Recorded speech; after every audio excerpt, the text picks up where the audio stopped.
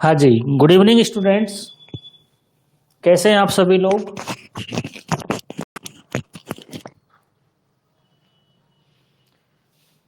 Join कर लिया क्या सबने?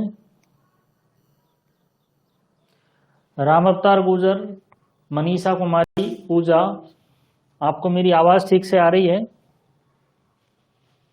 बताओ भाई, आपको मेरी आवाज ठीक से आ रही है क्या?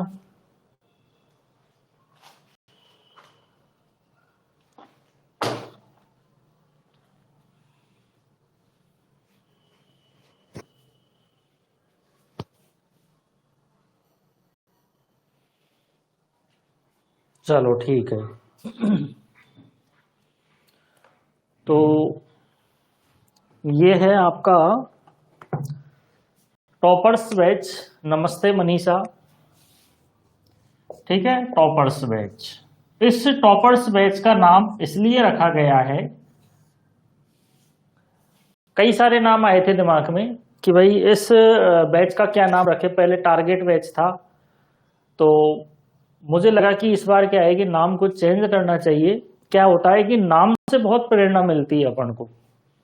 एक नाम जो होता है ना, कहते हैं ना कि नाम में क्या रखा है, ठीक है, लेकिन ऐसा नहीं है, नाम में बहुत कुछ रखा होता है। ठीक है, तो यहां पर जो अपन टॉपर्स बैच की बात कर रहे हैं, वो आपको एक प्रेरणा देता है कि हमें क्या करना है, कि हमें टॉपर्स में रहना है, यानी हमें श्रेष्ठ परिणाम। टॉपर्स का मतलब क्या होता है? एक श्रेष्ठ परिणाम लेके आना है जो हमारे भविष्य को बदल दे। ठीक है, अगर आपकी नौकरी लग जाएगी, यदि आप लोगों की नौकरी लग जाती है तो आपका भविष्य बदल सकता है। ठीक है, और उसके लिए क्या चाहिए? आपको टॉप में आना पड़ेगा। ठीक है, श्रेष्ठ बनना पड़ेगा। अभी आपने देखा होगा, अभी नेशनल आयुष मिशन के तहत जो 546 पदों पर भर्ती हुई है, नेशनल आयुष मिशन, ये अभी नया प्रोग्राम लॉन्च हुआ है। भारत सरकार द्वारा नया प्रोग्राम लॉन्च किया गया है, जो आप लोगों को एक नए रोजगार के अवसर भी प्रदान कर रहा है। ठीक है, इसमें जो 546 की जो भर्ती परीक्षा हुई है, उसमें आपने कट ऑफ देखी होगी, उसमें बहुत हाई कट ऑफ गई है इसके अंदर। ठीक है, इसमें जो कट ऑफ गई है वो 55% से ऊपर कट ऑफ गई है। ठीक है, लगभग जनरल कैटेगरी की जो कट ऑफ गई है 70 के आसपास गई है, ओबीसी की 65 से 70 के बीच में गई है। ठीक है, एससी की कट ऑफ जो है कि 60 से 65 के बीच में गई है। ठीक है, और एसटी की जो कट ऑफ है वो लगभग 55 से 60 के आसपास एसटी की कट ऑफ गई है। ठीक है, वो जमाना गया, वो जमाना जा चुका है जब परसेंटेज क्या है कि 40% पे सिलेक्शन हो जाया करता था, 35 पे हो जाया करता था। ठीक है, वो जमाना अब जा चुका है। वो जमाना इसलिए जा चुका है क्योंकि अब क्या है कि जो बच्चे हैं ना, वो जागरूक हो चुके हैं। ठीक है, बच्चे जो है पढ़ाई के प्रति जागरूक हो चुके हैं, बच्चे आजकल पढ़ रहे हैं। ठीक है, पहले तो क्या होता था कि बस सेल्फ स्टडी कर लिया और क्या है कि एग्जाम देकर आ गए, बात खत्म। ठीक है, तो बच्चे अगर पढ़ाई कम करेंगे, बच्चों का पढ़ाई का स्तर अगर कम रहेगा तो परसेंटेज भी कम जाएगी। ठीक है, और अगर अच्छी पढ़ाई करेंगे तो बच्चों तो क्या है कि कट ऑफ भी फिर हाई जाती है। ठीक है, मेरे पास में अभी जो टारगेट बैच मैंने स्टार्ट किया था, उसमें मेरे पास में 62 बच्चे थे। ठीक है, कितने स्टूडेंट थे? 62 स्टूडेंट थे। इन 62 स्टूडेंट्स में से मेरे पास जो बच्चे थे, उनमें से लगभग 46, हाँ 46 स्टूडेंट्स का सिलेक्शन हुआ है। ठीक है, मैं ये नहीं कहूंगा कि भाई मेरे पास तो जितने बच्चे थे उनका सबका सिलेक्शन हुआ, ऐसा कहीं भी नहीं होता है। ठीक है, ऐसा कहीं भी नहीं होता है। आप किसी भी स्कूल में चले जाओ, किसी भी कॉलेज में चले जाओ, अगर उसमें 60 बच्चे हैं या 100 बच्चों का कोई बैच है, तो कभी भी 100% ऐसा नहीं होता है कि सभी के सब बच्चे सेलेक्ट हो जाए, ऐसा पॉसिबल ही नहीं है। ठीक है, 100% रेशो कभी भी नहीं आता है। रेशो जो आता है वो 80%, 90%, 95% मैक्सिमम रेशो आता है। ठीक है, तो ईमानदारी की बात है, 62 स्टूडेंटों में से 46 स्टूडेंटों का मेरे यहाँ से सिलेक्शन हुआ है, जिसमें से टॉप 100 में 6 से 7 बच्चे धन्वंतरी क्लासेस से जो है सेलेक्ट हुए हैं, जिनकी अंडर 100 के अंदर रैंक आई हुई है। ठीक है, तो इसी उम्मीद से मैंने टॉपर्स बैच स्टार्ट किया है, क्योंकि आने वाले भविष्य में, अभी दिवाली के आसपास या दिवाली के बाद दिसंबर में आपकी एक भर्ती परीक्षा आने वाली है, जो आपके विभाग से आएगी। आयुर्वेद विभाग से एक नई भर्ती परीक्षा आने वाली है, जिसका आरपीएससी से करवाने का सरकार सोच रही है। ठीक है, सरकार का विभाग जो है आपका, वो आरपीएससी से करवाएगा इस भर्ती को। ठीक है, पहले तो इस भर्ती का जो चांसेस था वो मेरिट बेस्ड था, लेकिन अब जो आयुर्वेद मेडिकल ऑफिसर की जो भर्ती आने वाली है, अभी आयुर्वेद मेडिकल ऑफिसर की भर्ती आएगी, AMO यानी आयुर्वेद मेडिकल ऑफिसर की भी भर्ती आएगी, वो भर्ती परीक्षा आरपीएससी से होने वाली है। ठीक है, तो उसी की तर्ज पे देखते हुए जो आयुष नर्सिंग ऑफिसर जो है, आप लोगों को क्या बोलते हैं, आयुष नर्सिंग ऑफिसर। गए वो जमाने जब कंपाउंडर बोला करता था। ठीक है, कंपाउंडर बोलने के जमाने अब जा चुके हैं। अब आप लोगों को क्या बोला जाता है, आयुर्वेद या आयुष नर्सिंग ऑफिसर बोला जाता है। जैसे आयुर्वेद मेडिकल ऑफिसर होता है, ऐसे ही आप लोगों को भी क्या बोला जाता है, आयुष या आयुर्वेद नर्सिंग ऑफिसर बोला जाता है। ठीक है, लगभग 500 से 600 पदों पर जो है भर्ती परीक्षा आने वाली है। ठीक है, तो आप लोगों को तैयारी पहले से ही चालू करनी है। ठीक है, आरपीएससी कोई छोटा मोटा पेपर नहीं बनाती है, हल्का पेपर नहीं बनाती। आरपीएससी का जो पेपर का जो लेवल होता है, वो हाई लेवल का पेपर होता है। तो हाई लेवल की आपको स्टडी करनी है और हाई क्वालिटी की आपको स्टडी करनी है। ठीक है, हाई लेवल और हाई क्वालिटी की यदि आप स्टडी करोगे, तभी जाकर आप आरपीएससी में सेलेक्ट हो पाओगे। ठीक है, तो उसी को देखते हुए टॉपर्स बैच का जो प्रारंभ है वो आज से किया गया है। डेमो क्लासेज आज से स्टार्ट की गई है। ठीक है, तो इसमें जो है आपको 15 अगस्त से रेगुलर क्लास इसमें देखने को मिलेगी। जिन स्टूडेंट ने अभी तक इस बैच में रजिस्ट्रेशन नहीं किया है, वो जल्द ही इसमें रजिस्ट्रेशन करवा लें, क्योंकि तैयारी जब शुरू करोगे, तैयारी आपको अभी से ही शुरू करनी पड़ेगी। ऐसा नहीं है कि विज्ञप्ति आने के बाद में जो बच्चे तैयारी करते हैं ना, मैंने बताया था ना 62 बच्चों में से 46 सिलेक्शन हुआ है। ठीक है, तो इसमें से कई ऐसे बच्चे थे जो एंड टाइम पे जिन्होंने तैयारी स्टार्ट करी है। ठीक है, तो एंड टाइम पे तैयारी नहीं होती है। आपके साथ वाले जो बच्चे हैं वो तैयारी शुरू कर चुके हैं। ठीक है, जिस दिन से इसकी जो लिस्ट आई है ना, NAM की, नेशनल आयुष मिशन की, जिस दिन से लिस्ट आई है ना, उसी दिन, उसके अगले दिन से ही बच्चों ने तैयारी शुरू कर दी है। ठीक है, तो आपको भी उसी रेस में दौड़ना है। ठीक है, ये रेस है, इस रेस में आपको उन्हीं बच्चों के साथ में दौड़ना है और जीवन में एक बेहतर परिणाम लाकर आपको क्या करना है, अपने मुकाम पर पहुंचना है। ठीक है, तो उसके लिए आपको एक अच्छे मुकाम पर पहुंचाने के लिए धन्वंतरी क्लासेस आपका पूरा सहयोग करेगी। जब तक आपका सिलेक्शन नहीं हो जाएगा, तब तक धन्वंतरी क्लासेस की सेवाएं आपको मिलती रहेगी। ठीक है, 15 अगस्त से रेगुलर क्लासेज स्टार्ट हो जाएगी। जिन बच्चों को क्लासेज लेनी है रेगुलर, वो बच्चे मेरे से कांटेक्ट कर सकते हैं। ठीक है, इसके अलावा आरपीएससी से जो भर्ती आने वाली है, इसके अलावा एक भर्ती और आएगी आपके, ये जो नेशनल आयुष मिशन है ना, NAM, ये जो नेशनल आयुष मिशन है, इस नेशनल आयुष मिशन के तहत अभी केवल 17 जिलों में, जो 17 जिले हैं, उन 17 जिलों में ही क्या होने वाली है, इनकी पोस्टिंग होने वाली है। ठीक है, तो राजस्थान में कितने जिले हैं आप में से कौन बताएगा? राजस्थान में कितने जिले हैं, कौन बताएगा आप में से? कृष्णा अग्रवाल, बहरू प्रकाश, बताओ भाई। चमेली कुमारी, कितने हैं राजस्थान में जिले?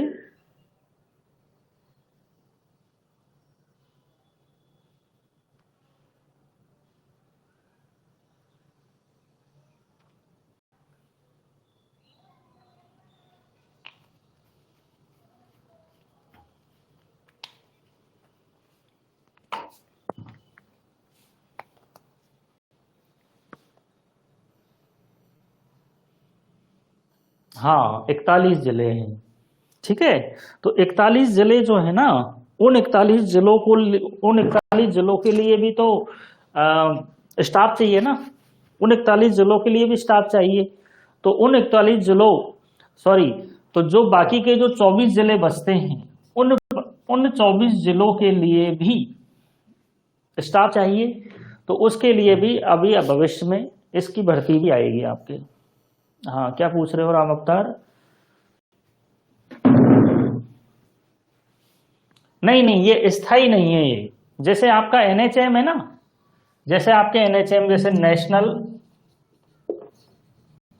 हेल्थ मिशन है ना, जैसे अब ये जो नेशनल हेल्थ मिशन है ना, इस नेशनल हेल्थ मिशन यानी एनएचएम, एनएचएम के तहत क्या होता है कि जो भर्तियां होती है ना, वो आयुर्वेद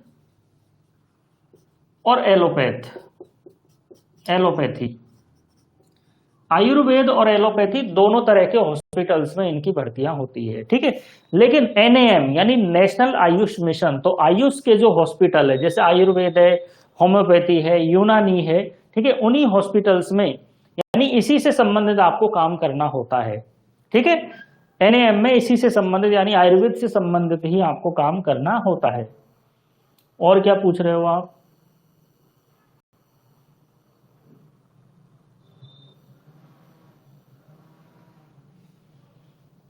अच्छा, अब इसमें जो आपको काम करना है, ठीक है, इसमें जो आपको काम करना है, तो जो सरकार के जो अलग अलग तरह के जो प्रोग्राम चल रहे हैं, ठीक है, उसमें आपको काम करना होगा।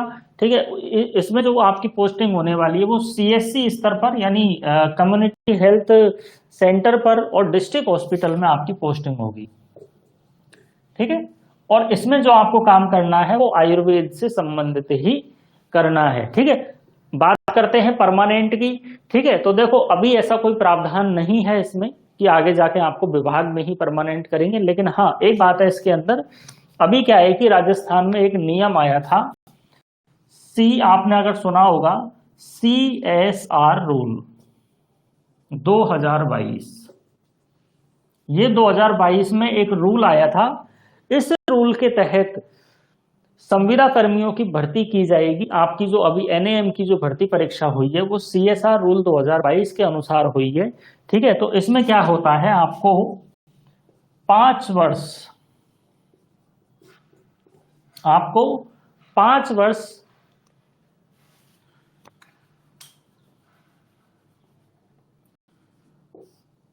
कहीं कहीं पे 3 साल भी है। ठीक है, 3 से 5 वर्ष। ठीक है, इसमें क्या है, आपको 3 से लेकर 5 वर्ष तक क्या है, संविदा के तौर पर आपको कार्य करना होगा। उसके बाद में इस CSR रूल के तहत आपको परमानेंट किया जाएगा। यानी कहने का मतलब यह है कि 3 से लेकर 5 साल के अंदर अंदर आप इसमें परमानेंट हो जाओगे। ठीक है, यानी अगर आप एनएचएम में लगते हो तो भी आप 3 से 5 साल में परमानेंट हो जाओगे, अगर आप एनएएम में लगते हो तो भी आप 3 से लेकर 5 साल के अंदर परमानेंट हो जाओगे। ठीक है, तो और किसी को कोई डाउट हो तो पूछ सकता है इससे संबंधित। भाई सरकारी नौकरी जो है ना, देखो मेडिकल डिपार्टमेंट और आयुर्वेद डिपार्टमेंट का सिस्टम ये है कि एक बार सरकारी नौकरी पे चढ़ गया ना कोई, तो फिर उसको कोई हटाता नहीं है और ना वो हटेगा कभी। ठीक है, तो ये जो मिथ है ना, ये मिथ आप आपके दिमाग से निकाल दो कि ये मिथ आप आपके दिमाग से निकाल दो। ये गलत फहमी है कि भाई नौकरी से हटा देते हैं, ये दूसरे विभागों में हो जाता है, कई बार शिक्षा विभाग में हो जाता है, पंचायती राज विभाग में ऐसा हो जाता है, लेकिन आयुर्वेद विभाग और एलोपैथी, क्योंकि आयुर्वेद और एलोपैथी विभाग में तो पहले ही कर्मचारियों की कमी है। ठीक है, अभी आपने देखा होगा एक एक नया एक आदेश जारी हुआ है कि है ना 962 पदों पर 962 पद है, जिसमें क्या है कि ना 962 हॉस्पिटल्स में पद खाली चल रहे हैं आयुर्वेद मेडिकल ऑफिसर के। ठीक है, तो आदेश क्या निकाला सरकार ने? आदेश ये निकाला कि साहब है ना, जो रिटायर हो चुके हैं ना, जो डॉक्टर्स रिटायर हो चुके हैं, उनको 1 साल के लिए क्या है कि संविदा पर आपको फिर से काम करना है। ठीक है, तो सबने इस चीज का विरोध किया कि भाई जो जो बच्चे बेरोजगार बैठे हुए हैं, जो डॉक्टर्स बेरोजगार बैठे हुए हैं, आप उनको तो जॉब दे नहीं रहे, और जो रिटायर हो चुके हैं, जो 40-40 50-50 हजार रुपए की जो पेंशन ले रहे हैं, उनको आप फिर से जॉब दे रहे हो, तो ये कहाँ का न्याय है? ठीक है, तो इन चीजों को देखते हुए क्या है कि नई भर्ती आने के पूरे पूरे आपके चांसेस बन रहे हैं। ठीक है, अभी कुछ बच्चे मैसेज कर रहे हैं मुझे, एक बार मैं देख लेता हूँ क्या मैसेज कर रहे हैं, शायद उनको क्लास ज्वाइन करने में दिक्कत आ रही है, उनका डाउट दूर कर देता हूँ। 2 मिनट रुको आप लोग, है ना।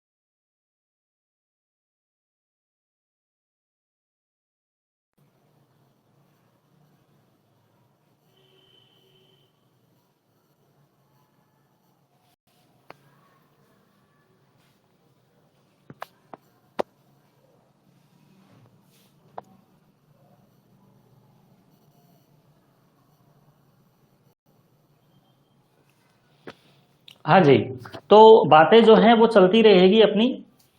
और अभी क्या है कि देखो, मैंने ऑफर भी चालू किया हुआ है। वैसे तो 4,000 रुपये फीस है टॉपर्स बैच की, 4 नहीं 4,500 रुपये फीस है टॉपर्स बैच की, लेकिन अभी ऑफर चालू है। तो ऑफर के तहत आपको केवल 499 रुपये आपको रजिस्ट्रेशन फीस देनी होगी, और 2,000 रुपये आपको क्लास फीस देनी होगी। उसके बाद में आपको डिस्काउंट नहीं दिया जाएगा, क्योंकि देखो बहुत मेहनत लगती है पढ़ाने में। ठीक है, आपको लगभग यूँ मान लो साल भर तक आपको पढ़ाया जाएगा। ठीक है, तो साल भर तक आपको पढ़ाया जाएगा, आपके नोट्स तैयार किए जाएंगे, हर बच्चे के डाउट्स दूर किए जाएंगे। ठीक है, तो बहुत मेहनत करनी होती है, कि बहुत मेहनत करनी होती है, तब जाकर क्या है कि बच्चों को जो वो चाहते हैं वो मिल पाता है। ठीक है, तो इसलिए क्या है कि 4,000 रुपये 4,500 रुपये कोई बड़ी बात नहीं। अगर किसी बच्चे को अगर दिक्कत आती है तो उसका इंस्टॉलमेंट भी हम करवा देंगे। ठीक है, उसका इंस्टॉलमेंट भी करवा देंगे, लेकिन आपको फीस जमा करवानी होगी। ठीक है, आपने देखा होगा जो बच्चे एसएससी की यूपीएससी की तैयारी करते हैं, वहां पर जैसे नीट की तैयारी करते हैं, अभी मेरी भतीजी नीट की तैयारी कर रही है, 1.5 लाख रुपए फीस है उस कोचिंग की। कहाँ 1.5 लाख रुपए और कहाँ 2,000 रुपये 2,500 रुपये, कितना फर्क है। ठीक है ना, तो इसलिए क्या है कि आप लोग ये मत सोचा करो कि भाई हमारे पैसे ज्यादा लग रहे हैं। आपको पैसे जो आप दे रहे हो ना, उसमें आपको हाई क्वालिटी एजुकेशन आपको मिल रही है। ठीक है, इस तरह की एजुकेशन आपको कहीं नहीं मिलेगी। आप टारगेट बैच के स्टूडेंट से आप पूछ सकते हैं, टारगेट बैच आप ज्वाइन करके आप लोग पूछ सकते हैं बच्चों से। ठीक है ना, और अभी देखो, अभी आज 3 तारीख हुई है, कम से कम 5 से 7 डेमो क्लास आपकी आएगी। डेली डेमो क्लास नहीं आएगी, हर 1-2 दिन में डेमो क्लास आपकी आती रहेगी। ठीक है, तो उसमें आप देखोगे कि सर क्या क्वालिटी से पढ़ा रहे हैं। ठीक है, क्वालिटी है। ठीक है, आपको पता है कि क्वालिटी जो होती है वो क्वालिटी ही मेन होती है। ठीक है, अगर आपकी क्वालिटी अच्छी है तो आप क्या है कि अगर अच्छी क्वालिटी की नॉलेज आपको मिलेगी तो आप क्या है कि अच्छी क्वालिटी की नॉलेज आप प्राप्त करोगे, और अच्छी क्वालिटी से आप क्या कर पाओगे, पेपर को सॉल्व कर पाओगे, और उतनी ही अच्छी रैंक आपकी फिर एग्जाम में आएगी। ठीक है, क्या कह रहे हो कृष्ण अग्रवाल सर, क्या परमानेंट भर्ती से परमानेंट भर्ती एग्जाम से ही होगी या प्रतिशत बेस पर, और नई भर्ती कब तक होने के? दिसंबर तक आ सकती है आपकी भर्ती, नई भर्ती, और 99% चांस एग्जाम होने के। ठीक है, आप लोग इस इंतजार में मत रहो कि भाई भर्ती आएगी, मेरिट पे आएगी या एग्जाम पे आएगी। ठीक है, इस इंतजार में मत रहो, क्योंकि पढ़ने वालों ने पढ़ाई शुरू कर दी है। ठीक है, पढ़ने वाले बच्चों ने पढ़ाई शुरू कर दी है, टारगेट बैच में बच्चे पढ़ रहे हैं मेरे से। ठीक है, जो बच्चे टारगेट बैच में पहले से हैं वो बच्चे पढ़ रहे हैं। ठीक है, और वो क्लास जो पहले से रिकॉर्डेड क्लास है वो देखना भी शुरू कर दिया है उन बच्चों ने। ठीक है, तो आप उनसे पीछे मत रह जाना। ठीक है, उनके साथ चलना या उनसे आगे निकलने की कोशिश करना। ठीक है, चलो तो भाई शुरुआत करते हैं। अभी कुछ और बच्चों को दिक्कत आ रही है क्लास चालू करने में, एक सेकेंड।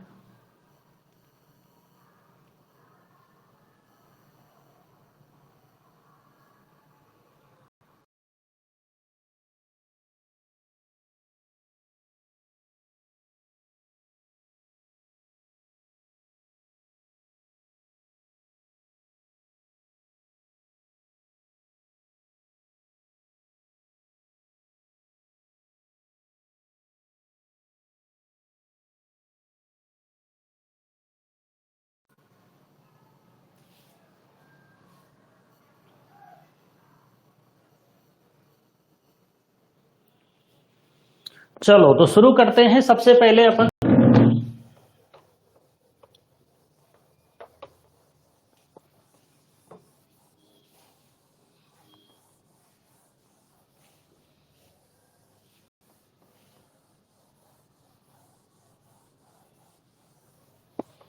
तो मैं थोड़ा सा मेरा परिचय दे देता हूं आप लोगों को। मैं डॉक्टर अनुराग बैरवा। अभी हाल ही में मैं पोस्टेड हूँ, 2022 में मैं पोस्टेड हुआ था बूंदी डिस्ट्रिक्ट में। ठीक है, और मैं पिछले 2 साल से बच्चों को पढ़ा रहा हूँ, और पिछले 2 साल से जो है DNP first year second year के 2 से 3 बैच में निकाल चुका हूँ, और अभी जो है अभी हाल ही में जो एनएएम की 546 पदों पर भर्ती परीक्षा हुई है उसका एक सक्सेसफुल बैच वह निकाल चुका हूँ। ठीक है, तो मैं उम्मीद करता हूँ कि आप लोग भी उसी दिशा में आगे बढ़ेंगे और अपने लक्ष्य को प्राप्त करेंगे। ठीक है, तो शुरुआत करते हैं। एक छोटा सा डेमो आपके लिए। आयुर्वेद हमारा जो पूरा सिस्टम है जिस पे टिका हुआ है वो है आयुर्वेद। आयुर्वेद जो है ना,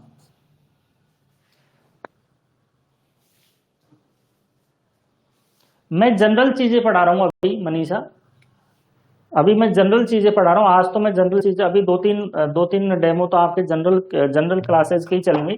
ठीक है, फिर मैं सब्जेक्ट वाइज स्टार्ट करूंगा। ठीक है, आपकी 12 सब्जेक्ट है तो फिर सब्जेक्ट वाइज आपको आपकी जो पढ़ाई है सब्जेक्ट वाइज स्टार्ट कर दी जाएगी। अभी तो एक जनरल चीजें जो है, एक जनरल नॉलेज, क्योंकि आप लोग सभी फर्स्ट ईयर सेकेंड ईयर पास करके आए हो तो आपको सबको थोड़ी बहुत जानकारी तो है ही। ठीक है, और आपने तैयारी भी करी होगी। ठीक है, तो एक जनरल जानकारी जो आपका एक यूं मान लो एक छोटा सा रिवीजन हो जाएगा आपका। ठीक है, तो आयुर्वेद आपको सबको पता है कि आज जो एलोपैथी में लोग भाग रहे हैं, एलोपैथी में जो केमिकल्स का यूज करके जो दवाइयां बनाई जा रही है, ठीक है, जिनसे अपन को कितना साइड इफेक्ट होता है, एक बीमारी को खत्म करने के लिए दूसरी बीमारी को पैदा किया जाता है। ठीक है, उसके कितने साइड इफेक्ट होते हैं। तो वो जो एलोपैथी आज के टाइम में जो काम कर रही है, जो इतनी ज्यादा फेमस हो गई है, ठीक है, वो कहाँ से निकली है? हमारे आयुर्वेद से ही निकली है। ठीक है, हमारे आयुर्वेद में पहले इंजेक्शंस की भी सुविधा थी। ऐसा नहीं है कि हमारे आयुर्वेद में केवल चूर्ण ही मिलता था।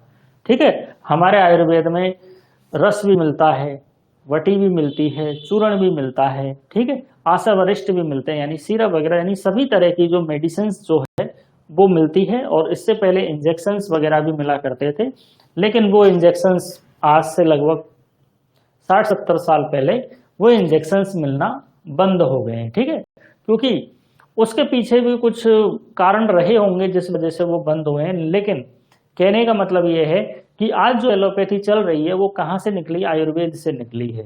ठीक है, आजकल जो दौर चल रहा है उसमें आयुर्वेद को काफी बढ़ावा मिल रहा है और आप लोगों की जिम्मेदारी बनती है। ठीक है, आप सभी लोग डीएनपी पास कर चुके हैं, आप सभी बच्चों की जिम्मेदारी बनती है कि आप लोगों को, आप आपके समाज को ज्यादा से ज्यादा आयुर्वेद के प्रति क्या करें? जागरूक करें। ठीक है, अगर आप लोग लोगों को आयुर्वेद के प्रति जागरूक करोगे तो उससे क्या होगा, उससे पब्लिक में आयुर्वेद के प्रति जागरूकता बढ़ेगी, अस्पतालों में आयुर्वेद के लिए भीड़ बढ़ेगी। ठीक है, जब आयुर्वेद के लिए अस्पतालों में जब भीड़ बढ़ेगी तो सरकार का ध्यान किधर जाएगा, ज्यादा सरकार का ध्यान जो है आयुर्वेद की तरफ जाएगा। अब ज्यादा लोग अगर आयुर्वेद में आएंगे इलाज कराने के लिए तो फिर वहां पर स्टाफ की भी तो जरूरत पड़ेगी, वहां पर लोगों की मांग रहेगी कि साहब हमारा इलाज करो। ठीक है, तो जब भीड़ ज्यादा आएगी आयुर्वेद हॉस्पिटलों में तो वहां पर स्टाफ की भी मांग बढ़ेगी, तो स्टाफ की मांग बढ़ेगी तो फिर आप लोगों के लिए नए नए रोजगार के अवसर भी पैदा होंगे। ठीक है, अभी ये जो नेशनल आयुष मिशन जो है ये क्या है, क्यों हुआ है, ये क्यों पैदा हुआ है? सरकार पागल थोड़ी है। सरकार ने देखा कि साहब लोगों में आयुर्वेद के प्रति जागरूकता बढ़ रही है, तो इस जागरूकता को और ज्यादा बढ़ाने के लिए सरकार ने ये ऐसा कदम उठाया है। ठीक है, तो अभी जो बच्चे एनएएम में लगे हैं उन बच्चों की जिम्मेदारी बनती है कि जो जिस पद पर वो जा रहे हैं, ठीक है, ऐसा नहीं है कि बस फॉर्मेलिटी करके आ गए, ऐसा नहीं करना है। अपनी ड्यूटी को ईमानदारी से निभाना है और समाज के लोगों को, जो भी आपके पास में मरीज आ रहे हैं उन मरीजों को क्या करना है, आपको एक उच्च गुणवत्ता की यानी हाई क्वालिटी की उनको चिकित्सा उनको प्रोवाइड करवानी है, ताकि उनको पता लगे कि आयुर्वेद क्या चीज है। ठीक है, आयुर्वेद बहुत बड़ी चीज है, लेकिन क्या है कि ये हम लोगों की ही गलती है जिससे क्या है कि आयुर्वेद आज भी इतना पिछड़ा हुआ है। ठीक है, तो हमें आयुर्वेद को आगे लेकर आना है।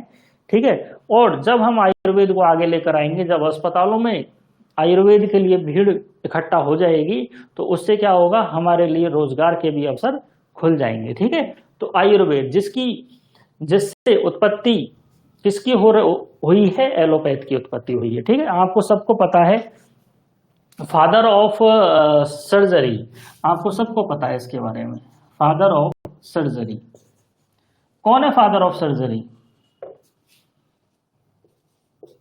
शल्य क्रिया के जनक कौन है? आप में से कोई बता सकता है शल्य क्रिया के जनक कौन है?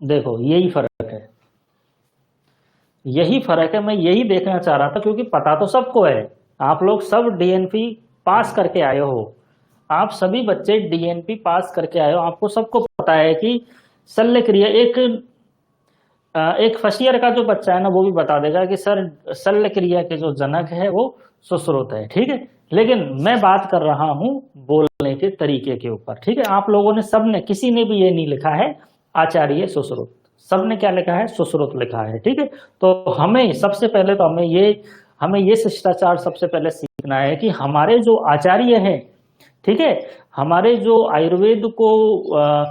आयुर्वेद की उत्पत्ति करने वाले हमारे जो ऋषि मुनि है, उनका नाम हमें सम्मान के साथ में लेना है। ठीक है, तो कौन है? आचार्य सुश्रुत है। ठीक है, कभी भी आप ये नहीं बोलोगे आज के बाद कि सुश्रुत है। ठीक है, आचार्य सुश्रुत, आचार्य चरक, आचार्य काश्यप, आचार्य भागवत, आचार्य सारंगधर, आचार्य चक्रपाणी, आचार्य हारित, आचार्य पाराशर, आचार्य नागार्जुन। ठीक है, आपको आचार्य शब्द पहले लगाना है, क्योंकि ये क्या दिखाता है? आचार्य लगाने का मतलब ये है कि हम हमारे जो आयुर्वेद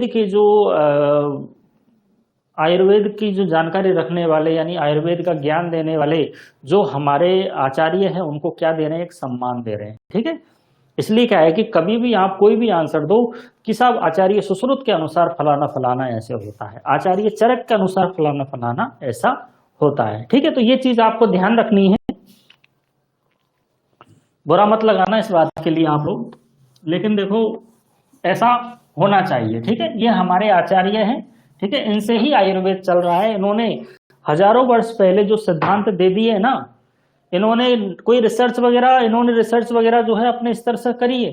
ठीक है, और हमारे जो ग्रंथ है, हमारे जो सुश्रुत संहिता है, चरक संहिता है, ठीक है, उसके अंदर जो भी चीजें लिखी हुई है ना, वो सारी इन्होंने अपने अपने लेवल पर जो है रिसर्च करके लिखी हुई है।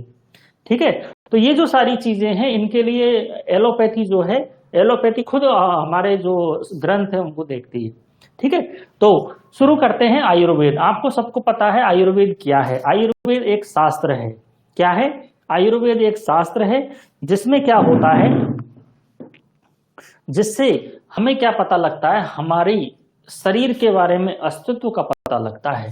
ठीक है, देखो भाई, आयुर्वेद दो शब्दों से मिलकर बना है, आयु प्लस वेद। आयु प्लस वेद। ठीक है, यहां पर आयु क्या है, आयु का मतलब क्या है, यहां पर देखो भाई, यहां पर आयु का मतलब है शरीर।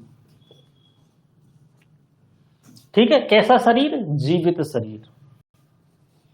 कैसा शरीर है वो? जीवित शरीर। शरीर तो कैसा भी हो सकता है। ठीक है, शरीर तो कैसा भी हो सकता है। ठीक है, मृत भी हो सकता है, जीवित भी हो सकता है, लेकिन हमें यहां पर आयु के बारे में बात कर रहे हैं, तो आयु का मतलब कैसा शरीर? जीवित शरीर। और एक जीवित शरीर के अंदर क्या होती है? चेतना या आत्मा होती है।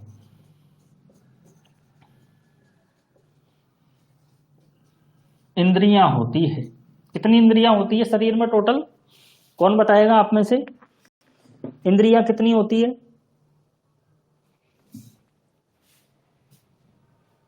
कितनी प्रकार की इंद्रियां होती है? 11 प्रकार की इंद्रियां होती है। वेरी गुड राम अवतार। ठीक है, 5 प्रकार की ज्ञानेंद्रियां, 5 प्रकार की ज्ञानेंद्रियां, 5 प्रकार की कर्मेंद्रियां और 1 प्रकार का मन। ठीक है, तो इंद्रियां प्लस सत्व या मन। ठीक है, इन सब के संयोग को क्या कहा जाता है? जीवित शरीर कहा जाता है, बोले तो आयु कहा जाता है। ठीक है, और जिसके बारे में, यानी शरीर के बारे में हम जिसमें पढ़ते हैं उसे क्या कहा जाता है? वेद कहा जाता है। यानी इन वेदों के अंदर, ठीक है, इन वेदों के अंदर, इन ग्रंथों के अंदर हम किसके बारे में पढ़ते हैं? हमारे जीवित शरीर के बारे में पढ़ते हैं। और हमारा जो जीवित शरीर है, ठीक है, हमारा जो शरीर है वो किसके द्वारा बना है? चेतना या आत्मा, इंद्रिय, सत्व या मन के द्वारा बना हुआ है। ठीक है, तो आयुर्वेद की जो परिभाषा बनती है, तो आयुर्वेद की परिभाषा क्या बनेगी साहब? कि ऐसा शास्त्र जिससे हमें किसके अस्तित्व का ज्ञान हो, किसके अस्तित्व का पता लगे? हमारे आयु के अस्तित्व का, बोले तो हमारे जीवित शरीर के अस्तित्व का ज्ञान हो, वो कौन है? आयुर्वेद है। किससे ज्ञान होता है हमारे जीवित शरीर का? ठीक है, आयुर्वेद से ज्ञान होता है। और क्या दे रखा है? जिससे आयु का ज्ञान हो, जिससे अस्तित्व का ज्ञान हो, जिससे आयु की प्राप्ति हो, उसे हम क्या कहते हैं? आयुर्वेद कहते हैं। ठीक है, और आयु प्लस वेद दो शब्दों से मिलकर बना है हमारा आयुर्वेद। ठीक है, चलो एक छोटी सी बात और देखो भाई,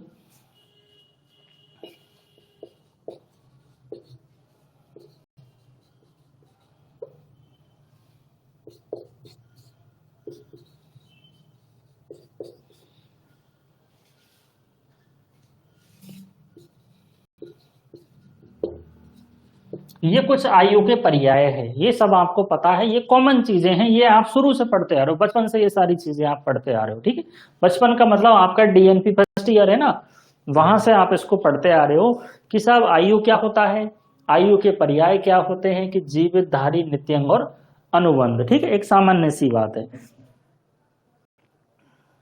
चलो अब अपन एक छोटी सी बात करते हैं कि साहब ये जो आयुर्वेद है, ये जो आयुर्वेद है, ये जो हमारा जीवित शरीर है, ये सब बना कैसे है, इसकी उत्पत्ति कैसे हुई है, ठीक है, इसके बारे में थोड़ी सी चर्चा करते हैं।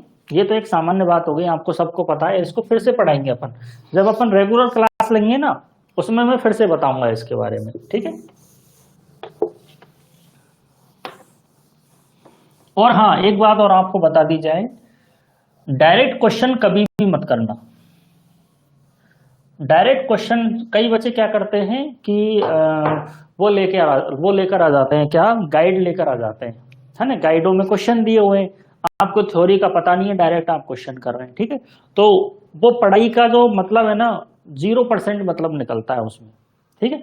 कभी भी डायरेक्ट क्वेश्चन आपको नहीं करने हैं, पहले आपको थ्योरी पढ़नी है, उसके बाद आपको क्वेश्चन करना है, ठीक है। मेरा पढ़ाने का तरीका यही है, मैं शुरू से, मैंने टारगेट बैच को भी पहले थ्योरी पढ़ाई है, उसके बाद में ही उनको मैंने क्या पढ़ाया है, उनको मैंने बाद में क्वेश्चंस करवाए हैं, ठीक है। और इसमें क्या होगा, आपको देखो मैं फायदे थोड़े से बता देता हूं। इसमें क्या है कि हर क्लास के बाद में आपको डेली एक छोटा सा क्वेश्चन का पैकेज मिलेगा, 10 क्वेश्चनों का, ठीक है, डेली हर क्लास के बाद में आपको मिलेगा। उससे क्या होगा कि आपने जो भी क्लास में पढ़ा है ना, वो सारा रिवाइज हो जाएगा आपका, ठीक है ना। तो ये भी एक आपको फायदा मिलने वाला है, ठीक है। चलो, तो बात करते हैं प्रकृति के बारे में, क्योंकि ये जो सब कुछ है, हमारा जीवित शरीर है, ठीक है, हमारा आयुर्वेद है, ये सब कहां पर स्थित है, ये सब हमारी प्रकृति में स्थित है, ठीक है। तो आयुर्वेद जो है वो प्रकृति के बारे में क्या धारणा रखता है, उसके बारे में आपको बताया जाए थोड़ा सा।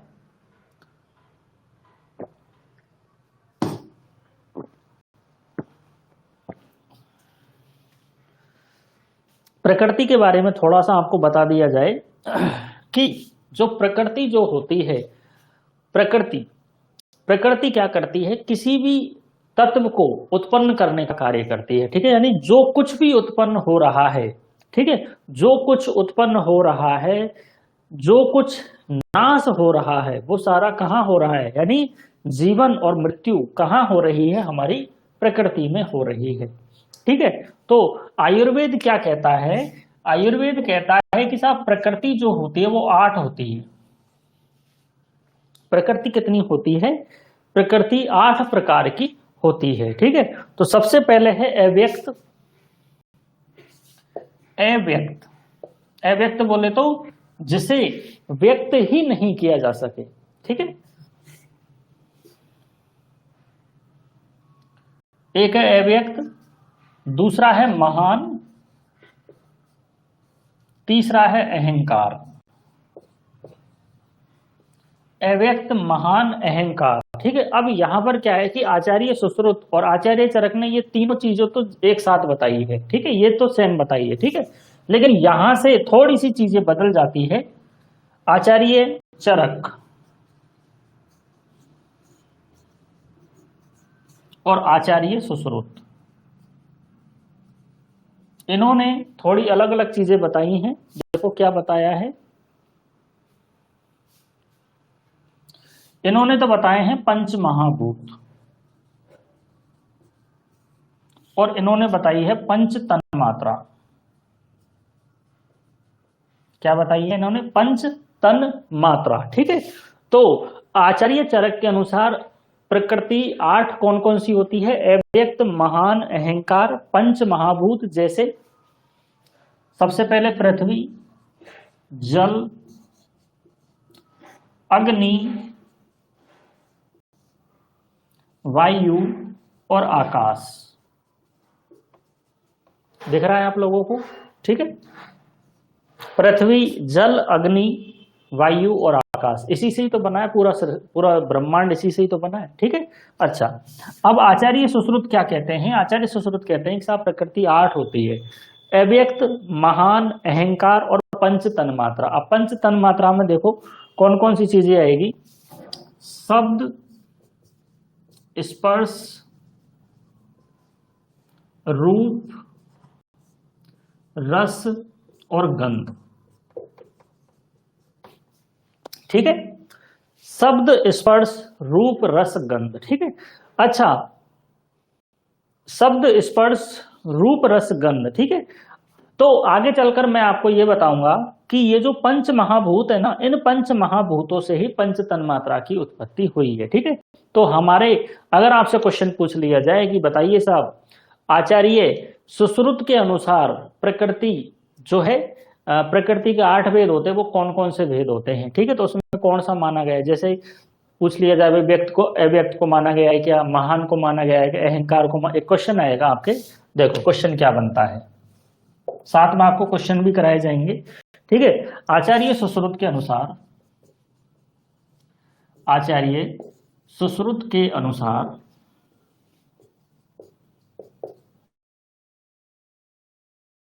के भेद है। आचार्य सुश्रुत के अनुसार प्रकृति के भेद है। ठीक है, तो देखो भाई,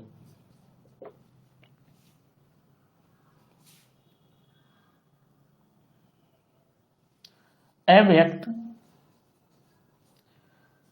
ऑप्शन बी महान, ऑप्शन सी अहंकार, ऑप्शन डी उपरोक्त सभी। तो इसमें तो कोई कंफ्यूजन नहीं होगा आपको, इसमें तो कोई कंफ्यूजन नहीं होगा। ये तो ऐसा, एक तो ऐसा सिंपल क्वेश्चन आता है एग्जाम में। ठीक है, इसमें तो कोई कंफ्यूजन नहीं, आपको पता है कि साहब अव्यक्त भी है, महान भी है, अहंकार भी है। ठीक है, आंसर चला जाएगा उपरोक्त सभी, कोई दिमाग लगाने की जरूरत नहीं, डायरेक्ट आंसर आपने कर दिया। ठीक है, चलो अब इसको उसने थोड़ा सा घुमा दिया है। ठीक है, अब इसमें क्या कर दिया है उसने, भेद नहीं है, क्या लगा दिया, आचार्य सुश्रुत के अनुसार प्रकृति के भेद नहीं है। ठीक है, अब यहां पर उसने क्या ऑप्शन डाल दिया, यहां पर उसने ऑप्शन डाल दिया पंच महाभूत। अब यहां पर फिर आपको ये हो गया थोड़ा सा घुमाने वाला क्वेश्चन। ठीक है, तो यहां घुमा दिया ना आपको। ठीक है, घुमाया कि नहीं हुआ मैं बता, है ना, थोड़ा सा आपको घुमा दिया है। ठीक है, तो इस तरह का क्वेश्चन भी आता है। ठीक है, अच्छा एक क्वेश्चन और बनाते हैं, चलो देखो भाई कैसा क्वेश्चन बनाते हैं। आचार्य चरक के अनुसार, आचार्य चरक के अनुसार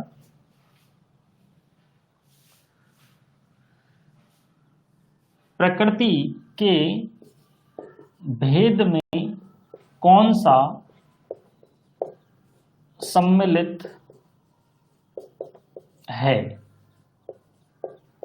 आचार्य चरक के अनुसार प्रकृति के भेद में कौन सा सम्मिलित है? ठीक है, चलो ये क्वेश्चन आ गया मान लो।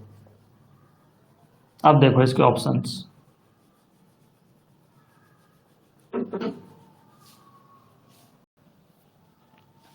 पृथ्वी,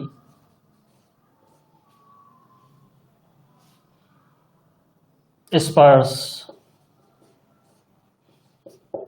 गंध और रस।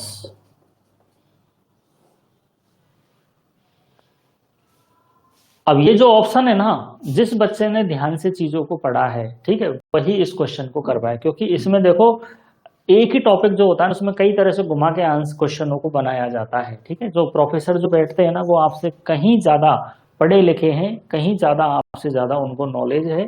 ठीक है, तो वो ऐसे क्वेश्चनों को घुमाते हैं, और इस प्रकार के क्वेश्चन जब एग्जाम में आते हैं तो अपन कंफ्यूज हो जाते हैं कि अपन ने आचार्य सुश्रुत में पढ़ा था शब्द स्पर्श रूप रस गंध, कि आचार्य चरक में पढ़ा था। ठीक है, तो इस तरह का कंफ्यूजन पैदा ना हो पाए, इसलिए क्या है कि आपको इस तरह से चीजों को याद रखना है। ठीक है, ये क्लियर है क्या आप सब लोगों के भाई? ये क्लियर है क्या, बताओ भाई। साक्षी, हर्षित, राम अवतार,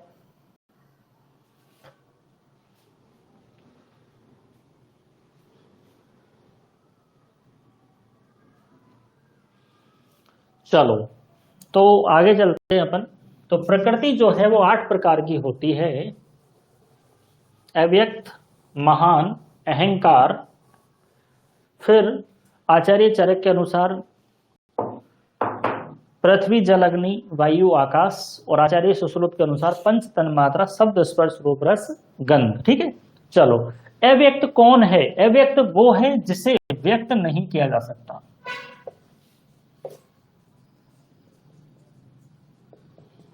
जिसे व्यक्त नहीं किया जा सकता। ठीक है, ऐसा कौन है जिसे व्यक्त नहीं किया जा सकता? है कोई ऐसा है हमारे जो ईश्वर है, ठीक है, हमारे जो ब्रह्म है,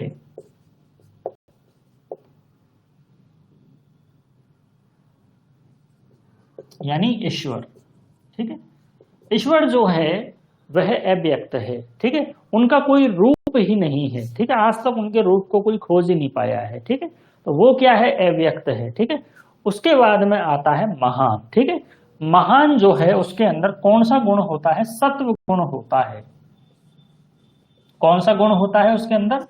सत्व गुण होता है। बोले तो उसमें किसी प्रकार की कोई बुराई नहीं पाई जाती है।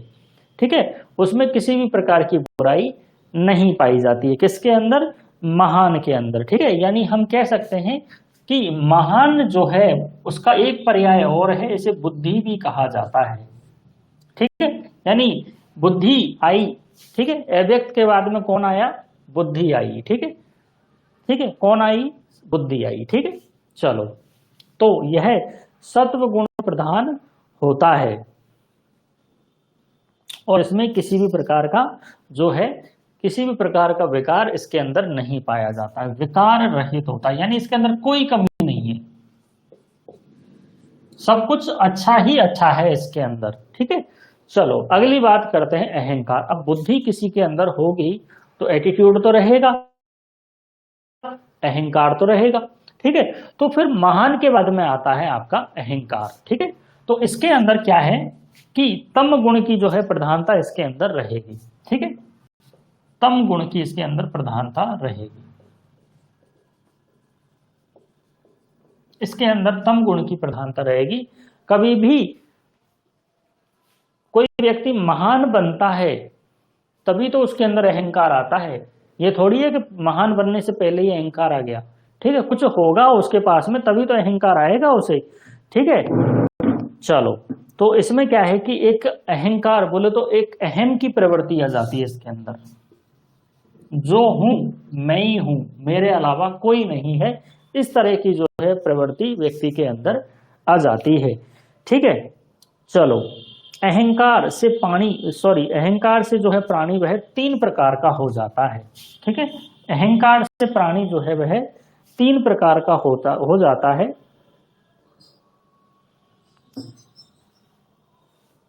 ठीक है, आपने सबने पढ़ा होगा सात्विक,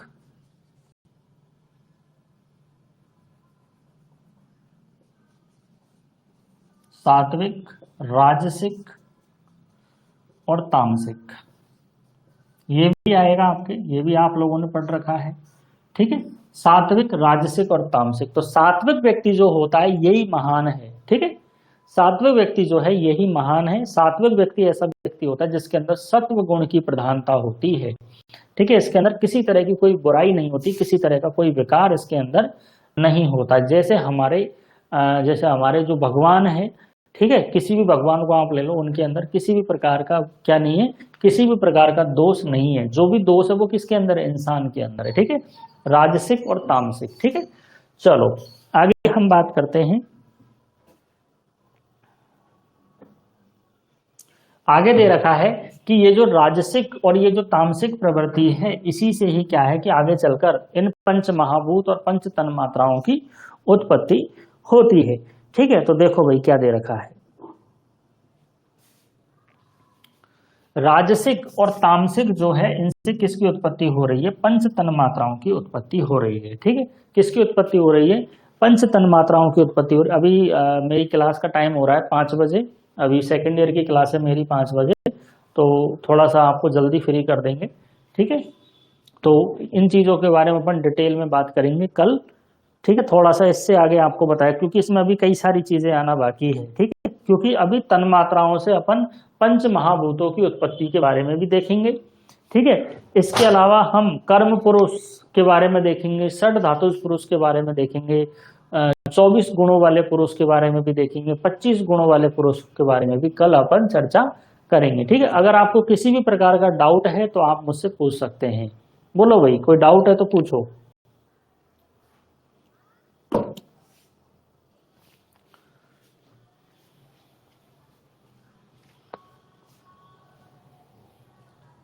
इसी तरह से जो है आपको शुरू से लेकर एंड तक इसी प्रकार से आपको पढ़ाया जाएगा।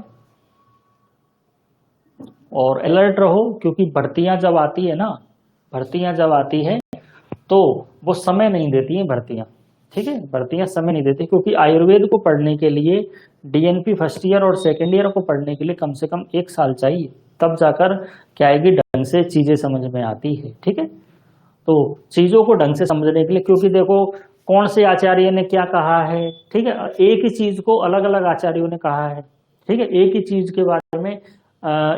के बारे में 5 प्रकार के हमारे जो आचार्य उन्होंने अलग अलग बातें कही, तो वो कैसे याद रहेगी आपको। 500 से 600 पोस्ट आने की संभावना है अनिल, 500 से 600 पोस्ट आने की संभावना है। हाँ, एक बात और आपको समझा देता हूं मैं, डॉक्टर्स लेवल का मत पढ़ना, जो बीएमएस लेवल का जो होता है ना वो मत पढ़ना, ठीक है, क्योंकि आपका जो स्तर है वो आपका परिचारक का जो स्तर है, परिचर्या का जो स्तर है आपका, वहीं तक आपको पढ़ना है। ठीक है, अभी क्या हुआ था कि ना, अभी ये जो भर्ती हुई थी ना, इसमें कई बच्चों ने किया था कि है ना बीएमएस लेवल का पढ़ा था, वो बीएमएस लेवल का काम का ही नहीं है आपका। ठीक है, तो आपको ये पता होना चाहिए कि क्या पढ़ना चाहिए क्या नहीं पढ़ना चाहिए, क्योंकि बहुत कुछ है पढ़ने के लिए, पढ़ने के लिए बहुत कुछ है, लेकिन उसमें से आपको क्या पढ़ना है ये आपको मैं बताऊंगा। ठीक है, लेकिन ऐसा नहीं है कि आप लोग संहिताओं को उठा लाओ, ठीक है, अलग अलग गाइडों को उठा लाओ, तो ऐसा नहीं करना है आप लोगों को। ठीक है, कई सारी ऐसी चीजें हैं जो आपको नहीं पढ़नी है, जो आपके सिलेबस से बाहर है। ठीक है, आपको जो पढ़ना है भाई, मेहनत करो तो उसी में मेहनत करो ना जिसमें आपके क्वेश्चंस आने वाले हैं। ठीक है, हर एक चीज को पढ़ने की जरूरत नहीं है, क्योंकि वो आपके सिलेबस में नहीं है। ठीक है, अब आपको ये कैसे पता लगेगा कि कौन सी चीज डॉक्टर्स लेवल की है, कौन सी चीज कंपाउंडर लेवल की है। ठीक है, तो वो सारी चीजें जो है मैं क्लास में क्लियर कर दिया करूंगा। ठीक है, अच्छा, नोट्स रेडी है, अगर किसी बच्चे को नोट्स मंगवाने हैं तो वो नोट्स मंगवा सकते हैं। मैं अभी एक कॉमन चीज पढ़ा रहा हूँ चीकू, कॉमन चीजें पढ़ा रहा हूँ, अभी कोई सब्जेक्ट नहीं पढ़ा रहा, क्योंकि डेमो क्लास चल रही है ना, इसलिए मैं कॉमन चीजें पढ़ा रहा हूँ। ठीक है, एक सामान्य जानकारी चल रही है फिलहाल। ठीक है, तो किसी बच्चे को नोट्स मंगवाने हो तो मुझे बता देना, नोट्स मैं घर पे भिजवा दूंगा। ठीक है, ठीक है भाई, बाकी की बात अपन कल की डेमो क्लास में करेंगे, अभी सेकेंड ईयर की क्लास स्टार्ट होने वाली है 5 बजे। ठीक है, थैंक यू।